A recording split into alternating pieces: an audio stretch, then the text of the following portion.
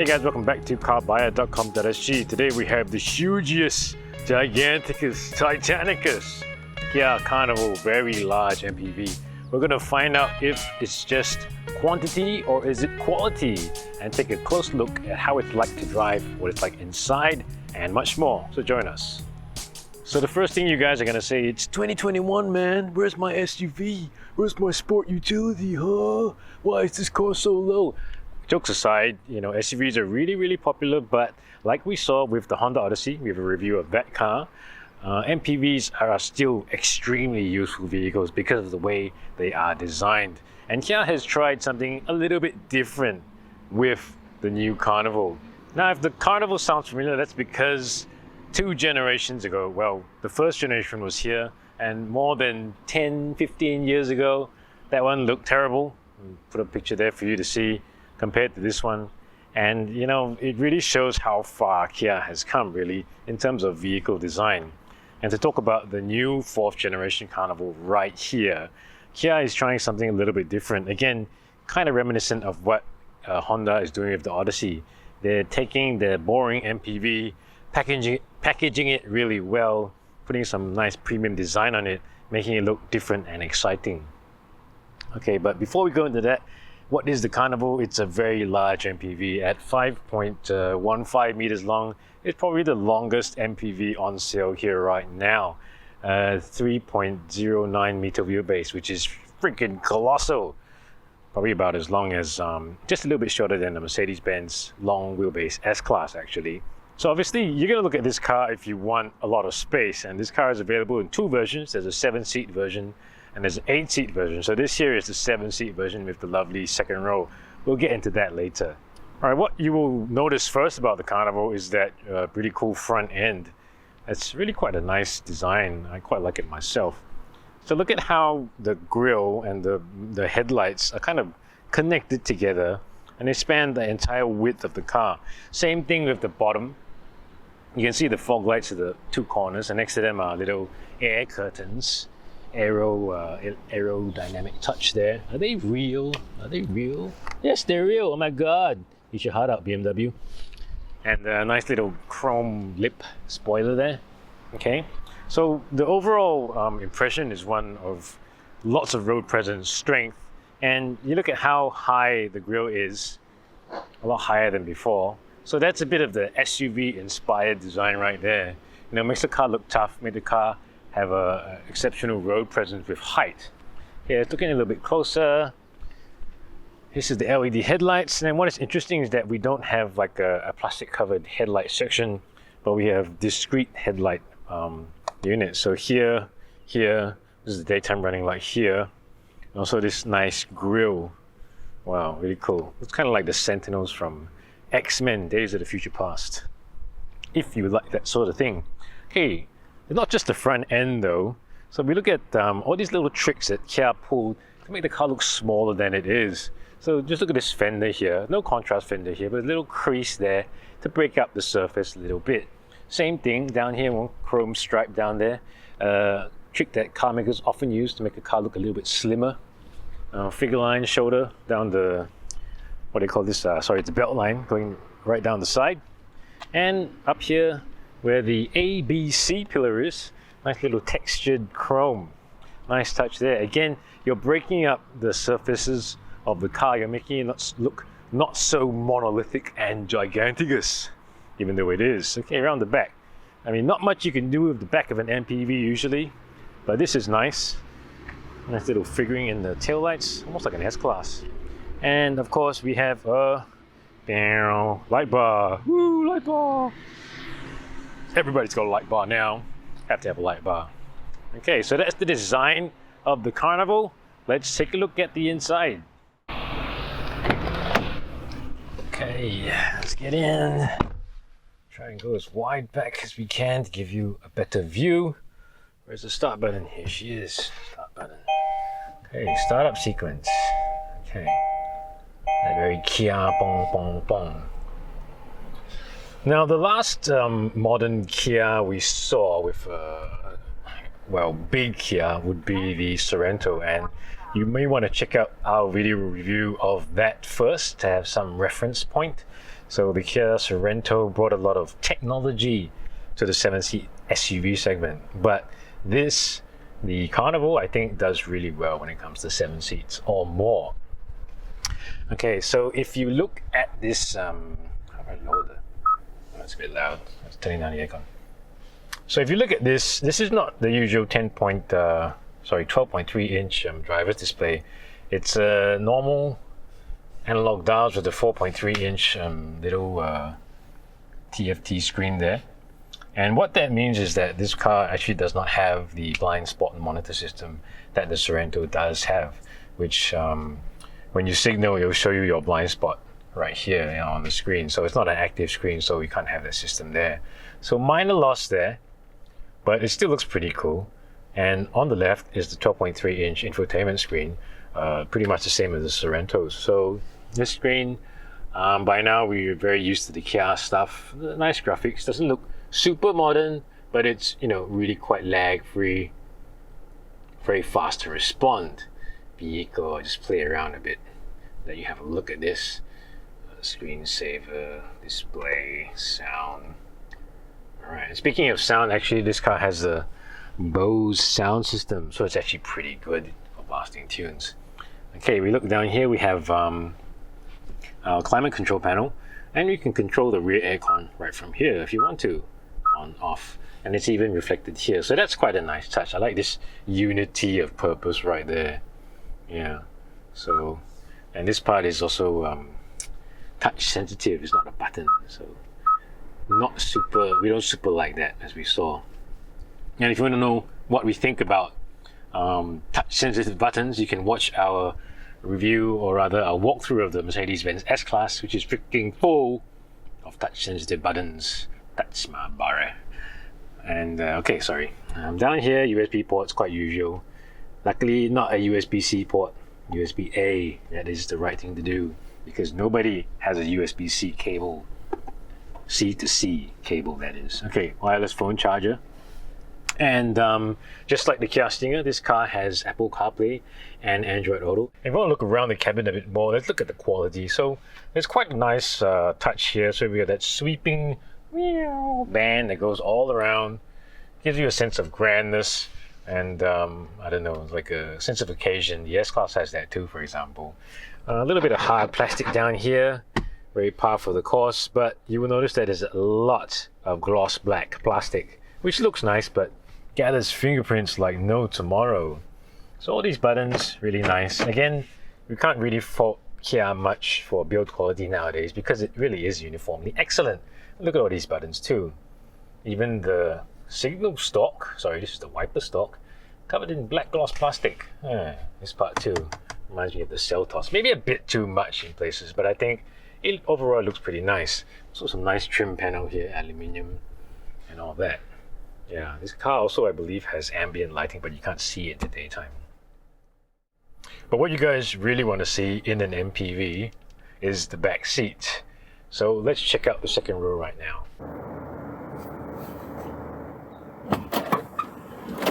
Alright, so this is a big MPV, sliding doors, as you can see, de rigueur on a large MPV like this. But what is really impressive about the Carnival is the interior space.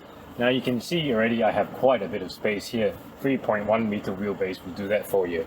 But the cool thing about this one is the 7-seat model. So we have the two captain style chairs that are really adjustable. So using these manual handles here, I can go forward, I can go backward, I can go in and out. And you're probably wondering, why can I go in and out? So if I go in, then I can move the chair to the fully reclined position. So I'm going to go all the way back, all the way back. Wow, look at that. Check out the legroom right here. I'm not particularly tall, but that is a lot of legroom. And this is manual, but the adjustment of the chair itself is electric. So I will press this button and I will go into outer space. Haha, or not.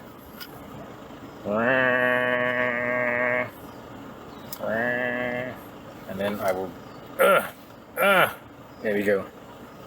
We got my footrest as well. Aha! I feel like Neil Armstrong blasting off. Wow, I can pretty much lie down. This is an angle I guess we never expected to see in a car review. Yeah, so if I'm here, really comfortable. And you know, there is also a USB charger right here. Wow, this is really awkward. Get my feet out of the goddamn way. Yeah, so this is the auto retract. Yeah, so there's USB chargers there as well. If you want to come a bit closer, up here is the aircon control. So aircon for the second and third row. So aircon here, we got our LED reading lights as well. Very nice touch.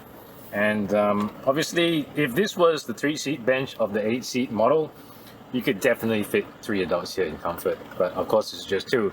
But follow me to the back seat and we'll check out the torture row, the third row. And right now, okay, so obviously I moved this seat forward, so it looks more spacious than it is. But I think, let me try it out. Doing my contortions. Alright, so it's not bad. I have my aircon vent here. It's blowing right in my face. So third row aircon, definitely a good thing to have in a 7-seat car. Not all of them have it, especially SUVs. Haha. So okay, let's look at the amount of room. Now this is the second row. I have moved it slightly back, and you can see there's still quite a lot of legroom there. So it's not a totally unnatural position. And right here in the third row, I have pretty good legroom. I can't really, you know, shove my feet totally forward, but look at that, I still have this much legroom in the third row. That's pretty crazy. And of course, because the wheels are here, so it's a little bit more narrow than the second row, but at least I have my cup holder here and aircon vent as well. Well, no USB here. Pity. FOMO, man, FOMO! Okay, so what if you put 3 people here? Okay, let's try it out. Would be a bit of a squeeze. Yeah, I think definitely 3 adults could work, yes, but it would be a bit of a squeeze, especially if you look here, I think 3 adults, yeah. It feels like a bit like a compact car back here. So if you really want to carry 8 people in the Carnival, you can, and at least there's, you know, lots of leg room, but just keep in mind that the third row seat is still a little bit of a compromise. Okay guys, let's look at the boot. We have our automatic tailgate, automatisch. Yeah, oh, take a look at that. Very wide, very deep. Kia quotes 627 liters with all the seats in play. And I'm going to show you how easy it is to fold the rear seats as well. So just one handle here to stow al guarda al asiento. Cojones grandes. Oh, not bad. I can do that holding my phone. Flip up that little thing there. Okay. Wow, that is a whole lot of space. A whole lot of space. So Kia says at its maximum, you can stow 2,900 liters of cargo in there. Now that is a lot of cargo. And I'm not sure what you're going to do with 2,900 liters of cargo, but let me show you this. This is how deep it is. I can even stand up in this damn thing. Wow. Hey, Mom. Oh, and I forgot a few more things. Actually, there's parcel shelves here. That's pretty cool. You could put like a milk carton there, it wouldn't roll around. And also one thing I forgot to point out, these seats actually recline. So that's quite good for passenger comfort. Just have to pull this, adjust up and down. So extra comfort for the third row. Okay, how does the Carnival drive? Well, this car has a 2.2 liter turbo diesel engine, 202 horsepower, not the twos. 2 times 2 is 4, so 440 Newton meters of torque from the turbo diesel engine and 8-speed automatic gearbox. So on the road, the Carnival is really quite nice to drive. And when it comes to MPVs, especially big ones like this, we don't usually expect much from the drive. But I think the Carnival is pretty impressive for what it is. First thing that struck me was the ride quality was very good. Now, in an MPV, usually, because you're carrying a lot of people, sometimes the ride quality tends to be very stiff and very crashy as a result. But the Carnival is not a party in your pants kind of ride quality. It's actually quite civilized, really. Over the big bumps, it does go tonk. So that kind of, you can feel where they made the compromise. But the small stuff, which is most of the bumps that are in Singapore's roads, the lumpy stuff, does very well. And overall, the refinement is really good as well. The diesel engine can be a bit clattery, but it's not terrible. And overall, the refinement, especially when you're on the highway going about 90, 80, really good. Low level of noise and not much road or wind noise as well. And the turbo diesel engine itself is, well, it's good. Diesel. Now, diesel's going to be phased out in Singapore in 2025. So you got a good 3.5 years to go and buy this or Sorento and go have fun with it while stocks last, or while diesels last anyway. But the lovely thing about a diesel is lots of torque, lots of grunt when you need it. Especially with a big car like this, you don't expect it to fly, but it's quite punchy and a good match for, you know, practicality and use, and especially since it's also quite efficient as well. We got about 8 liters and a bit, 8 liters per 100 km. I think even Julian managed to do that, so it's quite frugal for a big car like this. I must mention also that the 8-speed gearbox is really quite smooth. Can't feel it shifting, so at times when you're cruising on the highway and you can't hear the diesel engine, it almost feels like almost like an EV at some point in time. It sounds blasphemous, I know, but that's how I feel it is. Now, the handling is not super, obviously. This is a 5-point-something meter MPV, but it's the steering's a little bit lazy. You need a lot of steering input to get places, but it's not the chassis isn't lazy. It's responsive in a gentle way. It's easy to drive, won't scare mum off, and I think for long drives, especially up north when that is eventually allowed, you could carry the whole family with you, and you wouldn't arrive at your destination feeling frazzled or tired.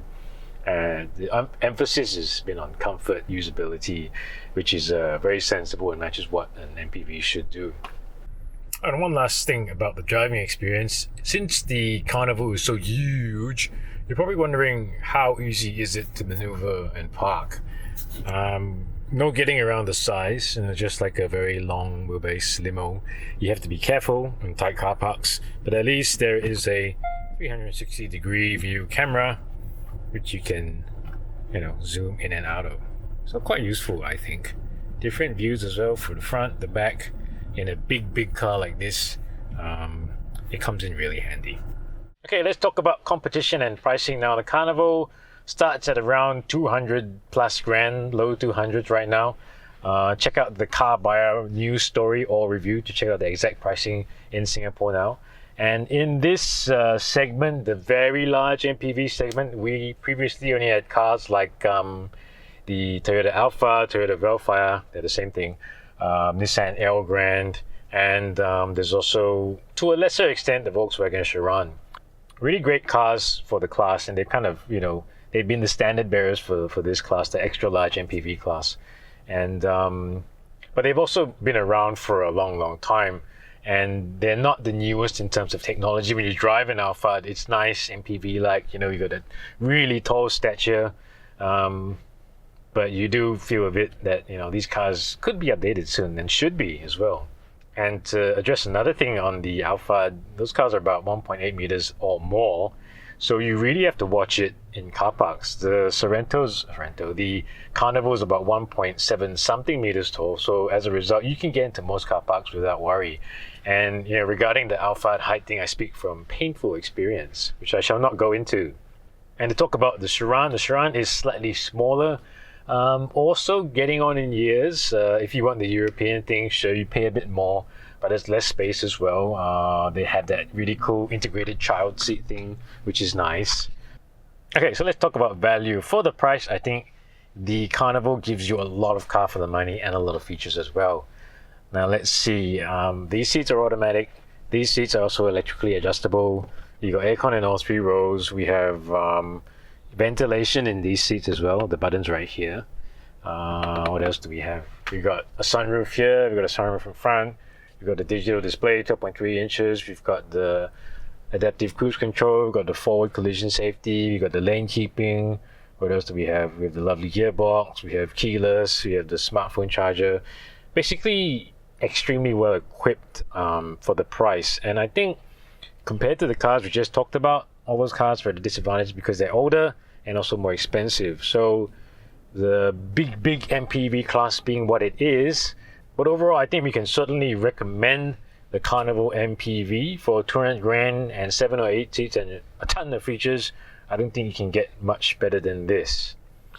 Okay, that brings us to the end of our review of the Kia Carnival. Did you have a ball watching it? Would you invite your friends to watch it too? Well, not currently because you're going to have 2 of them over. But if you like this video, please hit the like button. Please subscribe to carbuyer.com.sg and please visit the website for more car news, reviews and info in Singapore. Thanks for watching.